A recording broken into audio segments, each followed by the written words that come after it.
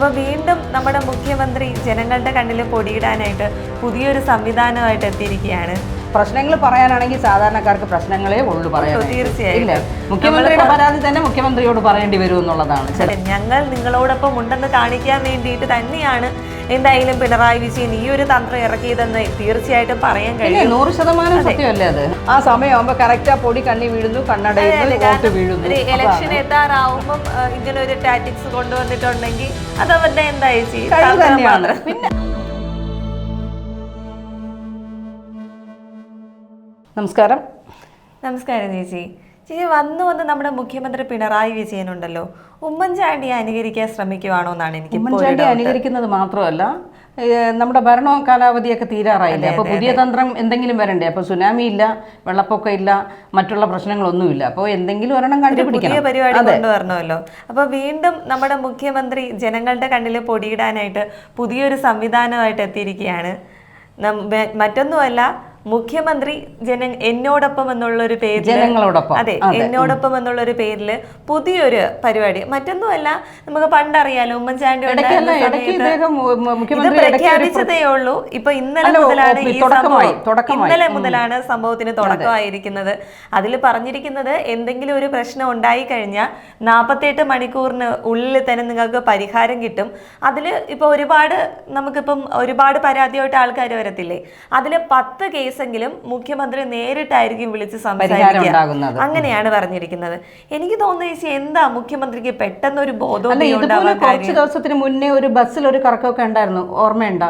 Bus ഒരു നവകേരള സദസ് എന്ന് പറഞ്ഞിട്ട് അത് 7 നിലയിൽ പൊട്ടിയെന്നാണ് എന്റെ ഒരു വിശ്വാസം. എന്റേതല്ല, എത്രയാണെന്ന് നമ്മളെല്ലാവരും ജനങ്ങളും കണ്ടതാണ്. 7 നിലയിൽ പൊട്ടിയെന്നല്ലേ ചേച്ചി, 14 നിലയിൽ പൊട്ടിയെന്ന് പറയാം. ഇപ്പൊ ഇത് മുഖ്യമന്ത്രി നിങ്ങളോടൊപ്പം, ഓരോ ജനങ്ങളോടൊപ്പവും എന്നാണ് പറയുന്നത്. എല്ലാ പ്രശ്നങ്ങളും വിളിച്ച് 48 മണിക്കൂറിനുള്ളിൽ ഇപ്പൊ അതുല്യ പറഞ്ഞതുപോലെ പരിഹാരം കണ്ടെത്തുമെന്നാണ്. എത്രത്തോളം പ്രാവർത്തികമാകും എന്നുള്ളത് അറിയില്ല. കാരണം പ്രശ്നങ്ങൾ പറയാനാണെങ്കിൽ സാധാരണക്കാർക്ക് പ്രശ്നങ്ങളേ ഉള്ളൂ പറയാൻ. മുഖ്യമന്ത്രിയുടെ പരാതി തന്നെ മുഖ്യമന്ത്രിയോട് പറയേണ്ടി വരും എന്നുള്ളതാണ്. ചിലപ്പോൾ നമ്മൾ പല പബ്ലിക് ഒപ്പീനിയൻ എടുക്കാൻ പോകുമ്പോഴും ജനങ്ങൾക്ക് പരാതികളുടെ ഒരു പ്രവാഹമാണ് പറയാനായിട്ട്. കാരണം ഒന്നാം പിണറായി സർക്കാർ പോലെയല്ല രണ്ടാം പിണറായി സർക്കാർ. അവർക്ക് അധികാരം കിട്ടിയ ഇതിന്റെ ധാർഷ്ട്യമാണ് കാണിക്കുന്നതെന്ന് ജനങ്ങൾ ഇതിനോടൊക്കെ തന്നെ പറഞ്ഞു കഴിഞ്ഞു. ഇപ്പം നേരത്തെ നമ്മൾ പറഞ്ഞതുപോലെ എന്തായാലും ഇനിയിപ്പോ ഒരു നിയമസഭാ തിരഞ്ഞെടുപ്പും അതുപോലെ കൗൺസിലർ ഇലക്ഷൻസ് ഒക്കെ വരാൻ പോവുകയാണ്. അപ്പൊ അതിന്റെ മുന്നോടിയായിട്ട് ഞങ്ങൾ നിങ്ങളോടൊപ്പം ഉണ്ടെന്ന് കാണിക്കാൻ വേണ്ടിയിട്ട് തന്നെയാണ് എന്തായാലും പിണറായി വിജയൻ ഈ ഒരു തന്ത്രം ഇറക്കിയതെന്ന് തീർച്ചയായിട്ടും പറയാൻ കഴിയും. 100% സത്യമല്ലേ അത്? അത് മാത്രമല്ല, ഞാൻ നേരത്തെ ഫസ്റ്റ് പറഞ്ഞതുപോലെ ഉമ്മൻചാണ്ടിക്ക് പഠിക്കുകയാണെന്ന് തോന്നാനുള്ള കാരണം മറ്റൊന്നുമല്ല ചേച്ചി. നമുക്കറിയാം, നമ്മുടെ കേരളം കണ്ടതിൽ വെച്ചിട്ട് ഏറ്റവും ജനകീയനായ ഒരു മുഖ്യമന്ത്രിയായിരുന്നു ഉമ്മൻചാണ്ടി. അതിൽ നമുക്ക് ആർക്കും ഒരു സംശയമില്ല. കാരണം ജനങ്ങളിലേക്ക് ഇറങ്ങി ചെല്ലാനും. പക്ഷെ അതിലെ ഒരു വ്യത്യാസമുണ്ട്.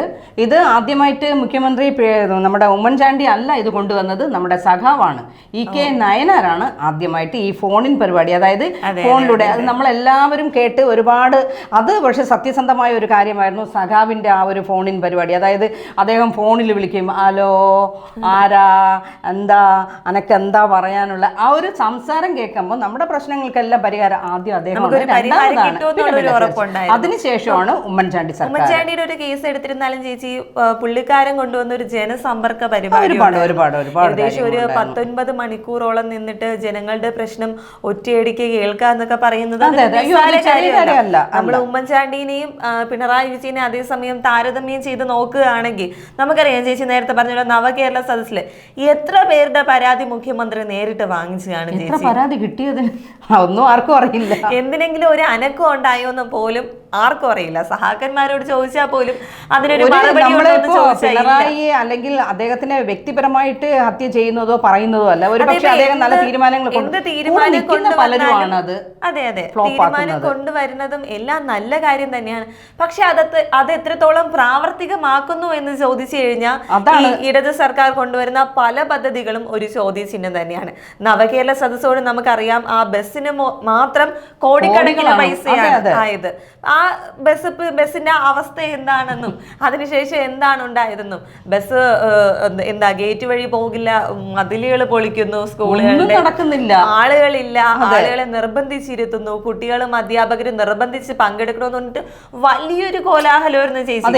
അത്രയും ഒരു സംഭവം നടത്തുമ്പം എന്തായാലും അവരൊരു 10% ആത്മാർത്ഥതയെങ്കിലും കാണിക്കേണ്ടിയിരുന്നു ചേച്ചി.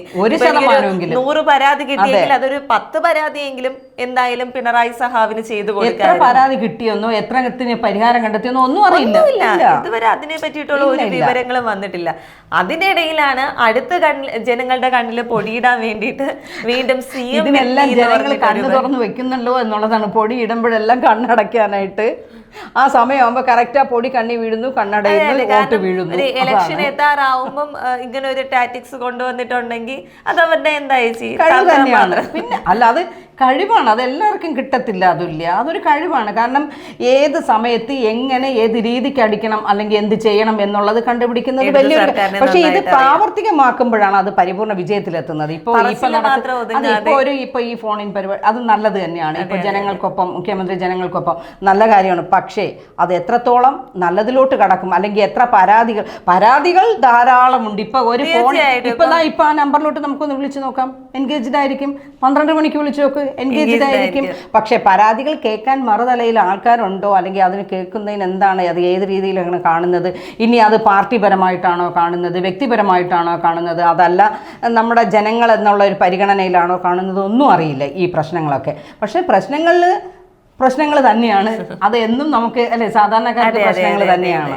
ഇപ്പം പല ജനങ്ങളോടത്തും ചോദിച്ചറിയാം, അവരുടെ ഏറ്റവും വലിയ പ്രശ്നങ്ങൾ എന്ന് പറയുന്നത് നിത്യോപയോഗ സാധനങ്ങളുടെ വിലക്കയറ്റവും ഒരുപാട്. ഇപ്പം നമ്മുടെ ഈ ഈസ്റ്റ് ഫോർട്ട് പോയാൽ തന്നെ വഴിയോര കച്ചവടക്കാർക്ക് പോലും പറയാനായിട്ട് പരാതിയാണ്.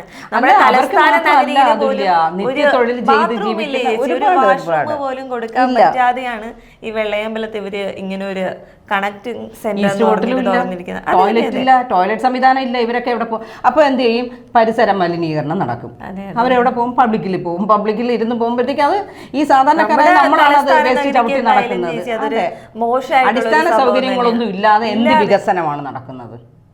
ജനങ്ങളടുത്ത് ഇപ്പം സർക്കാരിനോടാണ് പറയുന്നത്, നല്ലൊരു സംഭവം തന്നെയാണ് നിങ്ങൾ ഇങ്ങനെ ഒരു സംഭവം കൊണ്ടുവരുന്നത്. പക്ഷേ അത് എത്രത്തോളം വിജയിക്കുമെന്നത് എന്തായാലും നമുക്ക് കണ്ടറിയാം. വിജയിക്കണം എന്നാണ് നമ്മളും പറയുന്നത്. കാരണം ഒരുപാട് പ്രശ്നങ്ങൾ പരിഹരിക്കാനുണ്ട്. ചെറിയ ചെറിയ വിഷയങ്ങളാണ് വലിയ പ്രശ്നങ്ങളിലോട്ട് നമുക്ക് ഇപ്പൊ പറഞ്ഞതുപോലെ ഒരു ടോയ്ലറ്റ് സംവിധാനം ഇല്ലാത്ത പരിസരം ഒന്ന് ആലോചിച്ച് നോക്കി എന്തെല്ലാം അസുഖങ്ങളും വരും. അപ്പൊ ആരോഗ്യപരമായിട്ട് വിഷയം വരും. ആരോഗ്യപരം വരുമ്പോഴത്തേക്ക് ഒരുപാട് പ്രശ്നങ്ങൾ. നമ്പർ 1 ആണ്, വികസനത്തിൽ നമ്പർ 1. പക്ഷെ എല്ലാ പേരിൽ മാത്രം ഒതുങ്ങാതെ ഇന്ന് നമ്മുടെ ആമേഴഞ്ചൻ തോടില്ലേ, കാരണം ഇലക്ഷൻ എടുത്തു, എല്ലാവർക്കും അറിയാം അതൊരു വൃത്തിഹീനമായ ഒരു സ്ഥലമാണ്.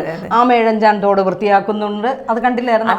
ഇലക്ഷൻ എടുക്കുമ്പോൾ വേലിയൊക്കെ കെട്ടി റോഡുകൾ വൃത്തിയാക്കും, റോഡുകൾ ടാറിട്ട് തുടങ്ങും, എന്തെങ്കിലും അറ്റകുറ്റപ്പണികൾ ഉണ്ടെങ്കിൽ ഉടനെ ചെയ്യും. അതെല്ലാം നമ്മുടെ ഇലക്ഷൻ. പക്ഷെ അത് ഇലക്ഷൻ മാത്രം ഒരു പൊടിയിടക്കം വേണ്ടെന്നാണ് പറയുന്നത്. നമ്മുടെ സർക്കാരിനെ കൊണ്ട് ജനങ്ങൾക്കെല്ലാം ഇത് മനസ്സിലാവുന്നുണ്ടെന്ന് സർക്കാർ എന്തായാലും ഒന്ന് തിരിച്ചറിയാം. എല്ലാ പദ്ധതികളും പ്രഖ്യാപനത്തിൽ ഒതുങ്ങുന്നത് പോലെ ഈ CM വിത്ത് മീ എന്നുള്ളൊരു ഈ ഒരു പദ്ധതിയും അങ്ങനെ മാറാതിരിക്കട്ടെ എന്ന് തന്നെയാണ് അതൊരു വൻ വിജയമാക്കി മാറ്റാൻ സർക്കാരിന് സാധിക്കട്ടെ. അവസാന നിമിഷത്തെങ്കിലും നിങ്ങൾക്ക് തീർച്ചയായിട്ടും നല്ല രീതിയിൽ തന്നെ നിങ്ങൾ കൊണ്ടുവന്ന പദ്ധതി അതുപോലെ നിങ്ങൾക്ക് നടപ്പാക്കാനായിട്ട് കഴിഞ്ഞു കഴിഞ്ഞാൽ സാധാരണക്കാർ എന്തായാലും നിങ്ങളോട് തീർച്ചയായിട്ടും നിങ്ങൾക്കും അറിയാന്നുള്ളതാണ്. പ്രതിപക്ഷത്തോ അല്ലെങ്കിൽ മൂന്നാം മുന്നണിയിലോ ആരും എങ്ങനെയാണെന്ന് എനിക്കറിയില്ല. കാരണം എല്ലായിടത്തും തമ്മിലടിയാണ് നടക്കുന്നത്. അപ്പോൾ ഉള്ള അവസരങ്ങൾ സത്യമായിട്ടും ഇപ്പം മൂന്നാം മുന്നണി അല്ല മൂന്നാം ഭരണം തന്നെ വരുമെന്നുള്ളതാണ് നമ്മൾ പബ്ലിക് ഒപ്പീനിയനിൽ നിന്ന് മനസ്സിലാക്കുന്നത്. ഭരണം വരട്ടെ നമ്മളും പറയുന്നത്. ഇപ്പം ആര് ഭരിച്ചിരുന്നാലും നമ്മൾ ജോലി ചെയ്താൽ ജീവിക്കും. പക്ഷേ സാധാരണക്കാർക്ക് ഗുണപ്പെട്ട എന്തെങ്കിലും സംവിധാനങ്ങൾ കൊണ്ടുവരിക. GSTയിലൂടെ ഇപ്പോൾ ഒരുപാട് സാധനങ്ങൾക്ക് വില കുറച്ചിട്ടുണ്ടെന്നാണ് കേന്ദ്രം പറയുന്നത്. സാധാരണ സാധാരണക്കാർക്കുള്ള സാധനങ്ങളൊന്നും ഇല്ല കേട്ടോ അതില് വില കുറച്ചു എന്ന് പറഞ്ഞിട്ട്. ഒരു കുറച്ചുകൂടെ നാളെ എടുക്കും ചേച്ചി. അവര് പറയുന്നത് അനുസരിച്ച് വെച്ചിട്ട് കടക്കാര് തന്നെ പറയുന്നത് അവര് GST കൊടുത്ത് വാങ്ങി വെച്ചിരിക്കുന്ന സാധനം വിറ്റ് തീരാതെ അവർക്ക് എന്തായാലും ചെയ്യാൻ പറ്റൂല, GST കുറയ്ക്കാൻ പറ്റില്ല. കാരണം അവര് GST കൊടുത്ത് വാങ്ങിയ സാധനമാണ്.